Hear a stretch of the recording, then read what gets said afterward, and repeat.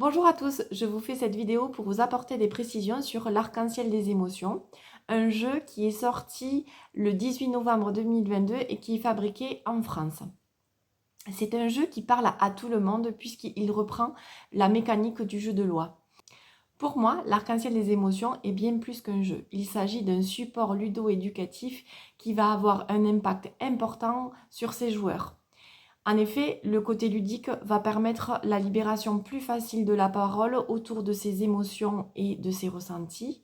Et le côté éducatif, il va permettre de donner des outils de gestion émotionnelle pour mieux vivre les émotions au quotidien.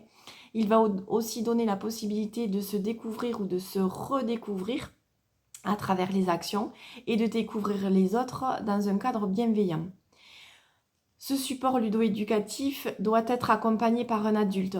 En effet, il est important que les enfants puissent se rendre compte que même adultes, nous ressentons des émotions.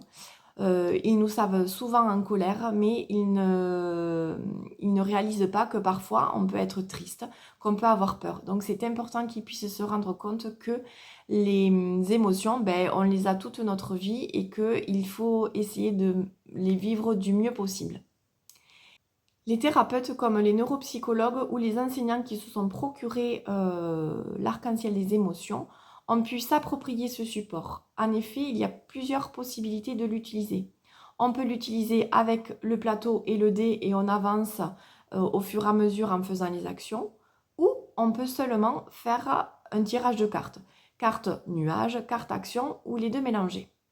Ce qu'il faut avoir conscience quand on utilise l'arc-en-ciel des émotions, c'est que personne n'a tort, personne n'a raison, personne n'a la bonne ou la mauvaise réponse, puisqu'il s'agit vraiment des ressentis de chacun.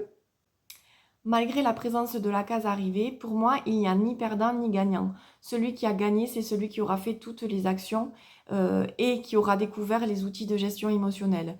Des améliorations seront apportées dans la prochaine version, notamment au niveau de la règle d'utilisation ainsi que dans les illustrations. Voilà, c'était quelques précisions au sujet de l'arc-en-ciel des émotions. Donc vous l'aurez compris, c'est bien plus qu'un jeu. Pour moi, c'est un outil puissant dans le développement de l'enfant, mais aussi dans la connaissance de soi en tant qu'adolescent et adulte. Je vous souhaite vraiment de bien vous amuser avec lui.